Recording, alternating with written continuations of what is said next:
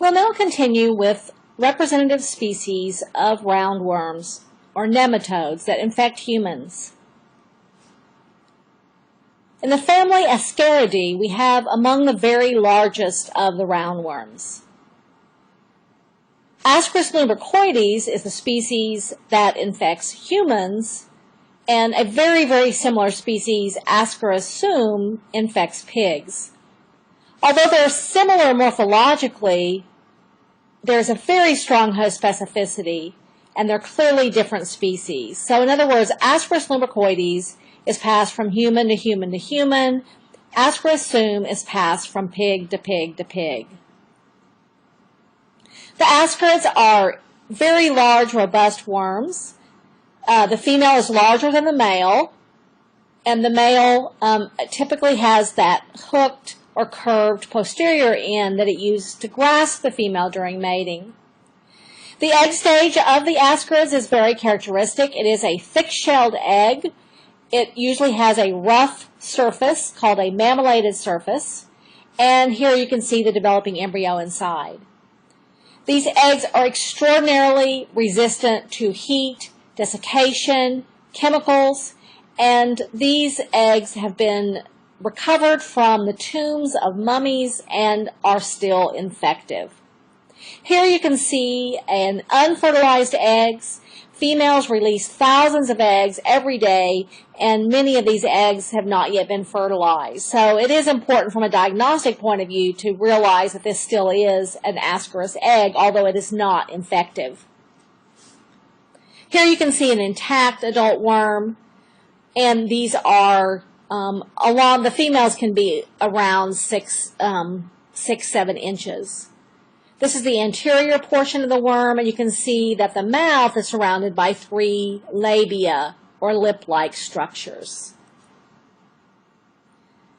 These large roundworms live attached to the mucosa of the small intestine, so they occupy a similar site as the hookworms. These gravid females do release enormous numbers of eggs, up to 200,000 per day, and they're released into the lumen of the small intestine. They're then voided along with feces, and when the eggs reach the environment, there are molts inside the egg. The egg must be embryonated. It must have this L2 larval stage inside to be infective. So an individual then swallows the eggs, and once again, this is a soil-borne helminth. Typically, you're talking about accidental ingestion of objects that were in soil, or maybe garden vegetables, or intentional ingestion of dirt. The eggs are swallowed, the larvae hatch, and the larvae actually wander. So they burrow their way through the intestinal wall. They get picked up in the lymphatic system or within the circulatory system. And they make the same kind of migratory tour as the hookworms. So they traverse the liver, the heart, the lungs, the alveoli, up the respiratory tree, up the trachea, coughed up, into the mouth, and then swallowed. As the larvae pass down the digestive tract, you get the final molt from L4 to adult. The worms mate and attach to the mucosa of the small intestine. As we've seen with other helminth infections, if the number of worms is small, there may be no overt symptoms. It's kind of hard to believe that a person wouldn't be aware of even one of these large worms, but apparently if the number is small, they typically are not. However, if there are a number of worms present, the patient reports vague abdominal discomfort, a loss of appetite, intestinal pain, nausea, diarrhea, constipation. And in super heavy infection, you can actually get blockage of the digestive tract. The migrating larvae, remember they're penetrating the digestive tract, they're migrating through the lymphatics and circulatory system, and during this migratory phase they can cause headache, muscular pain, During the lung phase, there's coughing and fever. And if there's a lot of cellular infiltration in the lungs, that form of inflammation is referred to as Ascaris pneumonitis. There are some people who react to the worm antigens with type 1 type hypersensitivity and show asthma and skin rashes. If a lot of eggs are ingested and a lot of juveniles are migrating, it can be fatal for the host. Ascaris has a worldwide distribution. It is more prevalent in warmer areas of the world. Again, the same kinds of conditions where we see whipworm and hookworm are going to be the kinds of situations where you're also going to see Ascaris. It's thought that 1,000 million people have Ascaris in their digestive tract. And again, the usual transmission is contaminated soil on the hands and then into the mouth. In some areas of the world, especially where human feces is used as fertilizer, infection can occur through the ingestion of contaminated vegetables. The disease would be diagnosed by identifying eggs in the feces of the individual, and treatment is effective with mebendazole and thiabendazole. I also wanted to mention one representation from the family Anisakidee, and these are worms in the genus Anisakis. And the reason why I want to mention Anisakis is because of the popularity of eating raw fish in the form of sushi and sashimi. So Anisakis is a nematode worm that is a parasite of marine fishes, birds, and marine mammals. The fish is the intermediate host, and larval stages are present in the flesh of the fish. Birds and marine mammals are the definitive host, and the adults reside in their stomach or intestines. This parasite genus is extremely abundant in marine fish from the world over. When you have accidental infection of humans, the disease that's caused is known as anisakiasis. Humans enter the picture when they accidentally eat the juvenile worms in the flesh of raw fish. Not surprisingly, the disease is most common in areas of the world where eating raw fish is popular: Japan, Europe, Scandinavia, and of course nowadays in the United States. In some areas of the world, to avoid anisakiasis, there are strict laws about fish handling. And often fish must be deep frozen if they're going to be served raw. And the deep freezing process, or of course cooking, does destroy these juveniles.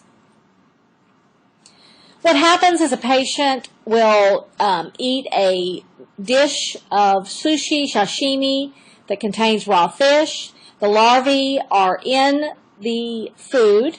They burrow right into the stomach, the wall of the stomach or the intestinal wall, and they burrow, and the burrowing itself can be very painful, especially if you've ingested several of these larvae. But if the larvae die, there's going to be a intense granulomatous response. So host leukocytes, many of these leukocytes are eosinophils. They infiltrate and they form these large granulomas. What can happen are these very large, massive tumor-like growths in the digestive tract. And what happens is these can be detected and often are misdiagnosed as tumors. In this picture, you can actually see an endoscopic image, and here is the wall of the stomach, and you can see this larval stage has penetrated here. Symptoms of infection include intensely sharp abdominal pains, burning type sensations, the formation of abscesses, granulomas in the stomach or small intestine, And again, if the larvae are not surgically removed, intestinal obstruction can even occur because of the huge granulomas that form. The only real treatment is surgical removal of the larvae once they're detected. Next, we have the order Oxyurata, family Oxyuridae, representative species Enterobius vermicularis. Enterobius vermicularis is one of the most common helminths infecting humans worldwide. Enterobius vermicularis is known as the human pinworm or seat worm. And here you can see the very characteristic eggs of Enterobius. They have a flattened side and they have a more convex or curved side. And you can then see these oblong embryos developing inside. The classic diagnostic test for pinworm is to place a piece of Scotch tape over the anus at night and the next morning peel the tape off and put it on a microscope slide and take it into the clinic. Here you can actually see a piece of Scotch tape that is loaded with pinworm eggs. The reason it's called pinworm is because the female has a very sharp posterior end, sharp pin-like in morphology. The disease is sometimes referred to as enterobiasis. Pinworm infection is used very commonly. The adult pinworms are found in the large intestine, in the colon area, but they don't really attach firmly. They just wander through the large intestine and they feed on bacteria and epithelial cells. So they aren't invasive for the most part. They just replicate, produce lots of eggs, and feed on bacteria and mucosal epithelial cells. In super heavy infection, like we saw with hookworms, some people have had these pinworms throughout their digestive tract. The gravid females have a tendency to actually migrate out of the anus and onto the perianal skin, and as they crawl about, they leave a trail of eggs. So the eggs just sort of rupture out of their posterior end. The females die very shortly after they release these eggs. In fact, there is often kind of, like I said, a rupture of their body as they release eggs. And the males die just after copulation. The females can contain as many as 11,000 eggs. And the fact that her body actually can burst contributes to the transmission because it scatters the eggs and disperses the eggs.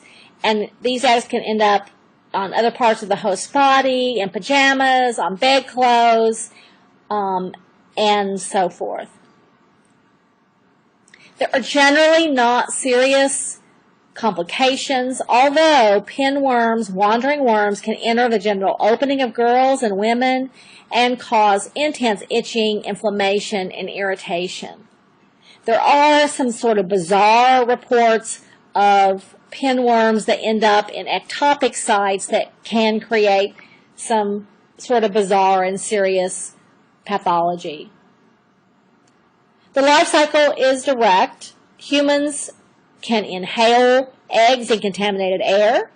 They can suck eggs into their mouth off their fingers, or they can even ingest eggs in contaminated food or water that's prepared by an infected individual. The eggs have an embryo inside, the L3 larvae. When they're swallowed, the L3 hatches. It's going to go to the large intestine, rectum, sometimes the appendix. It's going to complete its final 2 molts into the adult worms. The adult worms mate, the males die, and then the adult females attach and migrate, so they're not firmly attached, to the large intestine. The female releases the eggs to complete the life cycle. Because these females do wander out of the anus, and there is such a large release of eggs, there are two possible types of reinfection of the host: autoinfection and retroinfection. Autoinfection occurs simply when an infected individual ingests the eggs of their own pinworms. And so this would be attributed to poor hygiene. Retroinfection is associated with really poor sanitation and hygiene, where individuals actually have a situation where the females are laying eggs, the individual is not taking frequent or thorough baths, the eggs are in perianal folds, they can actually hatch there, the juveniles can wander back up into the anus and start infection again. Again, autoinfection, you're swallowing eggs that are produced by pinworms that you have. Retroinfection is the eggs are hatching in perianal folds, the juveniles are wandering back into the anus and starting the infection again. So through autoinfection and retroinfection, massive worm infections can occur.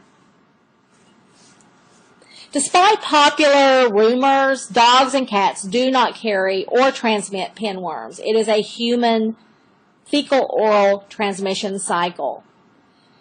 Parasites actually thrive best in temperate zones. So unlike many of the parasites we've talked about, you don't see as many pinworm infections in the tropics, more in the temperate zones. This infection is not necessarily associated with poverty or low socioeconomic status or malnutrition. Pinworm infections throughout history have been found in families at high socioeconomic levels just as in low socioeconomic levels. I would compare pinworm very much to head lice in terms of the transmission and contagion. Greatest problems with pinworms are in institutional settings like schools, orphanages, mental hospitals, and when outbreaks occur, school classrooms can have densities of eggs up to 300 eggs per 30 square centimeters of dust. To prevent pinworm, individuals should launder bedclothes and pajamas frequently, encourage children to thoroughly wash their fingernails and hands after using the restroom, and keeping rooms dust-free. Pinworm infection in the U.S. has declined significantly over the last several decades. As I mentioned previously, it's really not known what the current prevalence is. It's just reported anecdotally from physicians and pediatricians that they just don't see pinworm as often as they used to. Symptoms of pinworm include anal or vaginal itching and irritation. From scratching and irritation, you can get bleeding and secondary bacterial infection. Children with heavy pinworm infection have trouble sleeping because they itch so badly and are so uncomfortable and they're irritable. Sometimes they have nausea, constipation, or diarrhea. The diagnosis, as I indicated earlier, is made through the identification of eggs or female worms around the perianal region. You often do not see the eggs in the feces, and so that's why the Scotch tape test is such an excellent diagnostic test for this infection. Treatment is with pyrantyl pamoate or mebendazole, and it's usually recommended that all family members are treated whether or not they're symptomatic if one individual in the family is treated. The last two parasitic nematodes I'm going to talk about, I'm including not so much for their abundance, but perhaps for their uniqueness. And in the first case, in the order Spiruridae, family Dracunculidae, we're going to talk about Dracunculus metanensis, the guinea worm. There are actually very, very few human cases of guinea worm left in the world, thanks to the efforts predominantly of Jimmy Carter and Rosalind Carter and the Carter Foundation.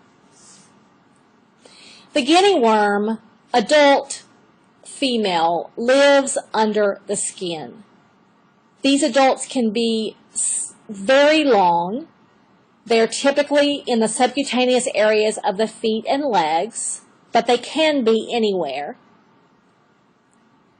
The female is ovoviviparous, and when the infected individual makes contact with water, she extrudes her posterior end from a blister that she has created in the skin, and then she literally oviposits more than 500,000 larvae into the water. The larvae, the L1s, are eaten by copepods, little microcrustaceans in the genus Cyclops. The larvae penetrate the Cyclops intestine and enter the hemocoel, and they form L3 larval stages.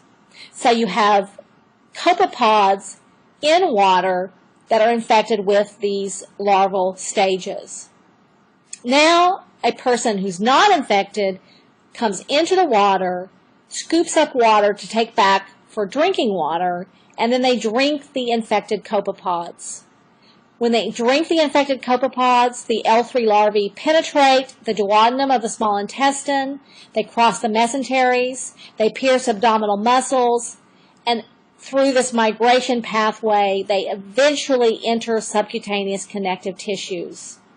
Once you get to the adult stage, males and females copulate and the males die. The gravid females migrate to the subcutaneous tissues of the extremities.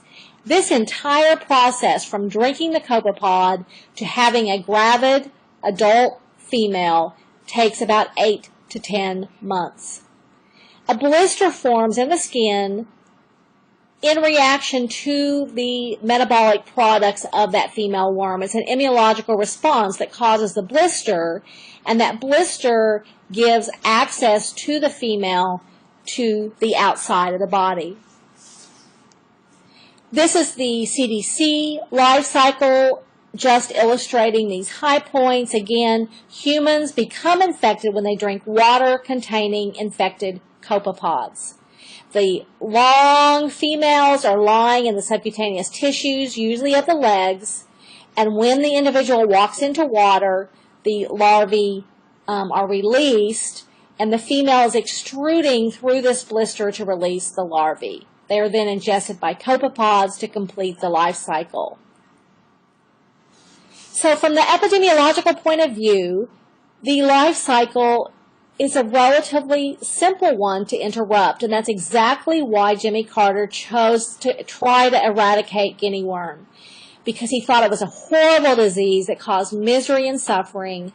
There were small numbers of people relatively infected, and he really thought that it was going to be a simpler approach to just interrupt the life cycle and to teach people about staying out of the water. So the skin of the infected individual must be in water, and these infections were most common in cultures that used artesian wells or step wells, where they had to walk down into the water to scoop it up to bring back to the family for drinking water. So the skin has to touch the water has to have the right copepods present, and people have to drink that same water. The pathology of dracunculiasis, or guinea worm, results primarily from the emergence of that female worm and the secondary bacterial infections that can occur. So she sticks out her posterior end, and then she pulls it back in and can bring bacteria into that wound.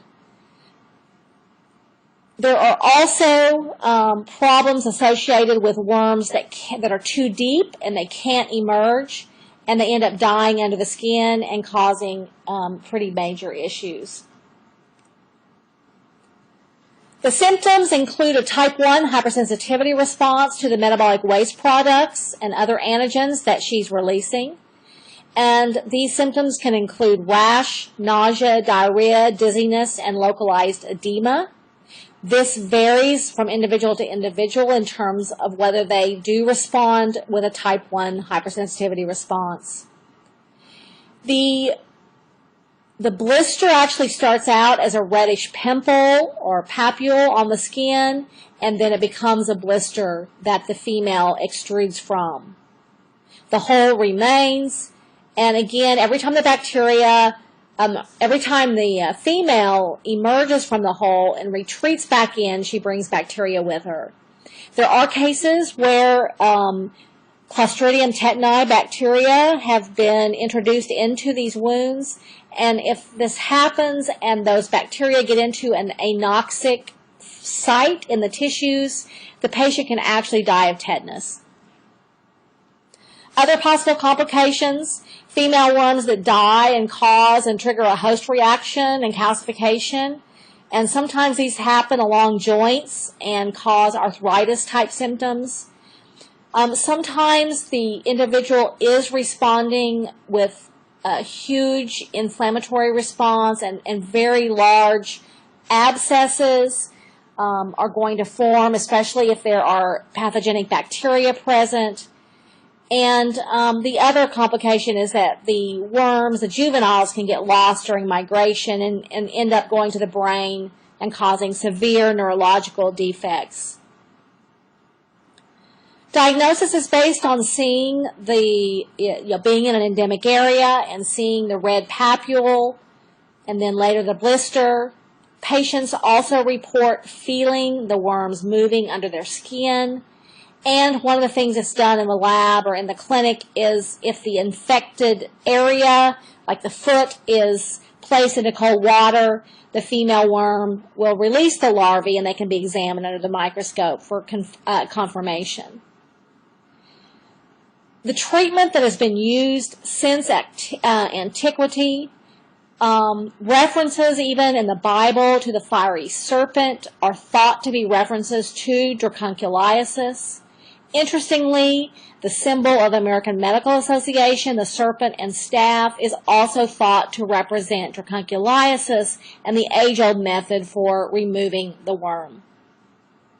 The technique involves grabbing the female as she extrudes her body and wrapping her body around a stick. It is extraordinarily important that this is done in a slow and methodical fashion. Only about 5 centimeters of the female comes out each day, and so as the individual returns to the water, they can turn the stick one time to allow gradual removal without breaking the worm. If the worm is broken, and then it can cause really intense type 1 hypersensitivity response. It usually takes at least 3 weeks to remove an entire female worm with this technique. Here you can see the modern AMA symbol where you have a staff or rod with a snake curled around it. And again, it's thought by many people that this does represent the removal of dracunculus worms. Now, this infection has always been most common in Africa, India, and the Middle East. The Carter Foundation has been trying to eliminate this infection since 1986, and at that time there were 3.5 million people with the disease, and it was endemic in 20 countries. Today, it's actually a newer figure. It's thought that there's less than 1,000 cases, and now just a very few African countries. And the only reason that it hasn't been eliminated is because there are just some areas that the Carter Foundation workers can't get into for geopolitical reasons.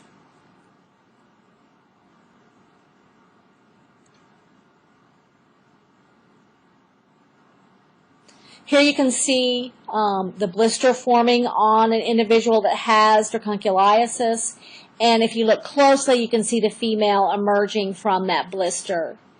Here is a closer shot of a guinea worm that is extruding from a person's leg, and there's actually a stick at the end of this if you can see it. The final nematode that I'm going to mention is Wuchereria bancrofti. Wuchereria bancrofti is just one example of a filarial worm, worms in the order Filariata. Wuchereria bancrofti causes a disease known as lymphatic filariasis. There's a different species that is also responsible for filarial disease in humans, but I'm just going to focus briefly on Wuchereria bancrofti, which causes Bancroftian filariasis. In Wuchereria bancrofti, the unique situation is that the adult worms are in the lymphatic ducts. These are long worms. If you've ever seen an adult worm of Filaria immitis, the dog heartworm, they look extremely similar and are about the same size. These long, thin worms are tightly coiled in masses. They're often found in the afferent lymphatic channels that are near major lymph nodes in the lower half of the body. These females are ovoviviparous, just as we saw with Dracunculus, and they release thousands of microfilariae. Now, in this case, keep in mind that the adults are in the lymph system. They're in the lymphatic system, and these microfilaria are being released into the body, not into the environment. So the microfilaria are swept into the bloodstream through the thoracic duct and distributed in the blood. The microfilaria are ingested by mosquitoes during blood meals, so the mosquito is the vector and intermediate host. Once the mosquito swallows the microfilaria, you have microfilaria to L1. The L1 penetrate the mosquito gut, go to the thoracic muscles, go through L1 to L2 to L3 molts to the filariform larval stage. The filariforms accumulate in the proboscis of the mosquito, and then the mosquito passes it on to the human through a blood meal. The L3 is picked up in the peripheral lymphatics, L3 to L4 to adult molt within the lymphatic vessels. The worms reach sexual maturity and mate, and once the females are gravid, they begin to release microfilaria. This is the CDC life cycle summary. And again, you see that the adult males and females, long, thin worms in the lymphatic system. Microfilaria are released and distributed in the bloodstream. They are swallowed by mosquitoes. In the mosquito, you have development of L3 filariforms that accumulate in the mosquito's proboscis, and then the female mosquito delivers these filariforms when she takes a blood meal. Bancroftian filariasis, which is caused by Wuchereria bancrofti, is the most widespread of the human filariasis. It is distributed along a broad equatorial belt. So think about the equator and the areas along the equator in Africa, Turkey, India, Southeast Asia, the East Indies, Australia, and even parts of South America. This slide shows the geographic distribution of lymphatic filariasis in light yellow. Here you can see a photograph of a stained blood smear. So this is a blood smear, and here you can see this microfilaria in that blood smear. Again, if you've ever seen a blood smear from a dog that has Filaria immitis, the microfilaria look quite similar. Dog heartworm is also transmitted by female mosquitoes. Wuchereria bancrofti is specific for humans. Its distribution is determined by the presence of the mosquito vector and appropriate breeding sites for mosquitoes. There's a very interesting phenomenon in which the microfilariae show periodicity related to the mosquito host. So if the mosquitoes are active at night, the microfilaria tend to be at the highest levels in the bloodstream at night. If they are day-feeding mosquitoes, they tend to be most abundant during the daytime. The microfilaria are always at their peak during the times when mosquitoes have their peak feeding times. An excellent example of coevolution between a parasite and its vector. Here you can see the mosquito vector, and here you can see a photograph of a couple of these adult worms that were removed from a human lymphatic vessel. Now, the disease, as I referred to, is called lymphatic filariasis or Bancroftian filariasis, but you may be more familiar with it under the term elephantiasis because of the pathology that occurs in a small percentage of infected individuals. So because of the blockage of the lymphatic system and the inability to remove the lymph from the extremities, you can get gross enlargement and swelling of the extremities. When this gets coupled with secondary bacterial infection, you can have the condition known as elephantiasis, which is very, very disfiguring. The pathology of elephantiasis is complex because it's really due primarily to immunologic responses to metabolic products of living worms and dead and degenerating adult worms.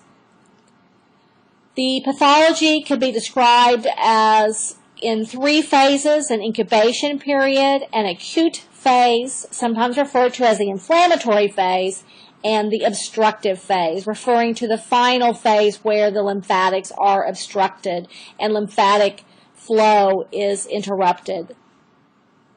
The incubation, logically, is the time period between the inoculation with the filariform larvae and the release of microfilaria by adult females. The incubation period can be asymptomatic, and it's going to be related to the number of adult worms present. The symptomatic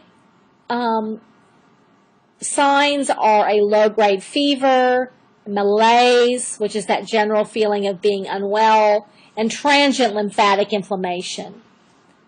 In the inflammatory phase, when adult females begin to release microfilariae, there's going to be an intense reaction to that antigen. The patient experiences chills, fever, toxemia, and painful localized swelling. Fever is referred to as elephantoid fever, and there are acute episodes with fevers getting as high as 104 during this inflammatory phase. Now, if there are a significant number of worms present, they can block the lymphatic vessel. If the lymph is blocked, there can be great dilation of lymphatic vessels. The lymph is going to seep into the tissues. Tremendous edema can occur in the extremities. And another hallmark sign is that the lymph fluid actually spills over and appears in the urine. With the pressure on the skin and this edema, the skin becomes cracked and dry. There is a progressive infiltration of that cracked skin by fibroblasts. Fibrous connective tissue, scar tissue develops. The skin becomes very thick and granulomatous, and it becomes very hard. Bacterial contamination of the cracked, dry skin can exacerbate the pathology, and I know physicians in endemic areas believe that control of secondary bacterial infection is just as important as controlling the presence of the worms. Now, not surprisingly, once a patient develops these extreme conditions, there isn't a whole lot that can be done to alleviate the symptoms. Fortunately, severe elephantiasis symptoms occur only in about 10% of patients, and they occur in those that have long-term chronic and untreated infection. In these individuals, you can see lymphedema of the feet and legs, also hydrocele and scrotal elephantiasis. The diagnosis is based on finding the microfilaria in blood smears. There's also an intradermal test, and they actually use antigens from Dirofilaria emitus, the dog heartworm, because there's so much cross-reactivity. And if they introduce a little bit of that Dirofilaria emitus antigen, there is a reaction very similar to what you see with a TB test. There's also a rapid test that's now available that's called the ICT antigen test.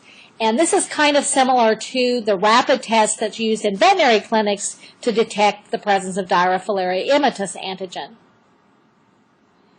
Treatment, ivermectin and albendazole in sub-Saharan Africa.